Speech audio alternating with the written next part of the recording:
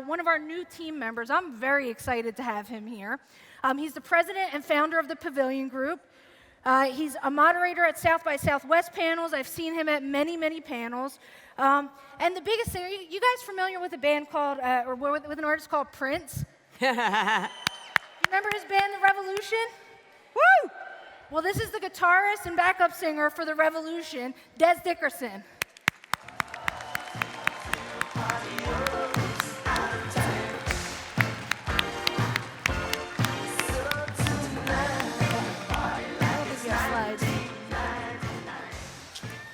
Thank you, Amanda. How's everybody doing today, all right? You're not in that post-lunch slump where the blood sugar drops? Couple of quick questions so that I know who I'm talking to today.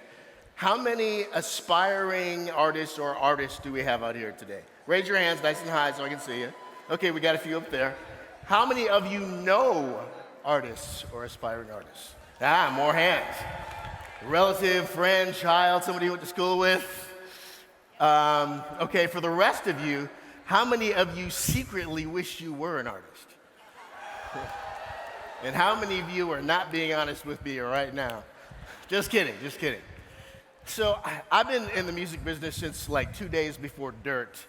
And I've talked to a lot of artists, aspiring artists, about what it is they're looking to achieve with their lives and with their music. And you get a lot of different answers, you know, I want to be on the cover of this, I want to sell that. But the one thing that commonly comes up is, I just want to be able to make a living doing what I love to do. Does that resonate with anybody? Make a living doing what you love to do? Yeah. But here's the common disconnect that keeps most aspiring artists from doing that. It's actually an achievable objective, but there are some misconceptions about what that looks like. One of them is, well, in order for me to have a career, because that's really what we're talking about, I have to have a label deal. Warner Brothers or Universal or somebody has to sign me and make me a star. Well, can I tell you something? A record deal is not a career, it's a contractual obligation that may or may not produce a sustainable career, but it's not a career in and of itself. In the same way, some people think, well, if I have a hit, then I'll have a career. Okay, I live in Music City, USA. I live in Nashville. You can throw a rock in any direction, and likely it will strike someone who's been involved in a hit. Let's just be real. Having a hit doesn't give you a career. It gives you an event that produces an experience, but it's not a career. There's one thing and one thing only that equates to a career, and that's having an audience.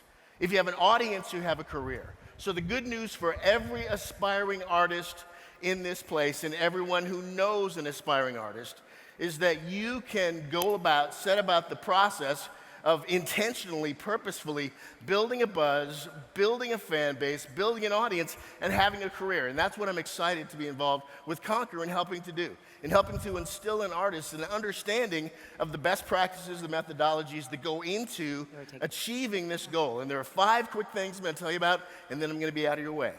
There are 5 steps toward building and maintaining a fan base. Everybody has to do it. It doesn't matter if you're U2 or who are you. Doesn't matter. Anything in between.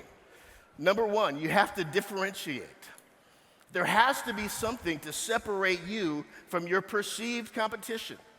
Because when they don't know you, they have no reason to care about you. But if you can first and foremost differentiate yourself so that now you've risen head and shoulders above the other 500,000 people they've confused you with, now we can begin embarking on the next step, which is to create awareness. A lot of times we think if we just get out there, that's enough. No, you have to differentiate first so that when people become aware of you, there's something they're able to zero in on.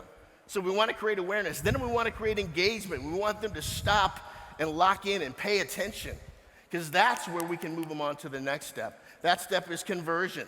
And yes, conversion can be getting someone to take out their credit card and swipe it and make a purchase, but the biggest thing that conversion is for an artist is converting people from bystanders to committed fans. And then once we have that conversion, then we want to move on to the final step, which is retention. We want to retain that fan throughout the life of the career. That's how we build careers. The good news is we've got all sorts of tools with social and digital media. We have all sorts of ways to engage people, to aggregate and build fan bases online, to create community, to do all the things we need to do to make that happen, to keep that happening, and then unleash the power of the crowd to extend our reach and our fan base so they actually become part of our marketing team. So again, what we're excited about is the opportunity to help Conquer help you. What do you think about that? Is that okay? All right. Well, listen, thanks so much. Have a great rest of your day. I'm going to enjoy it with you. See you next time.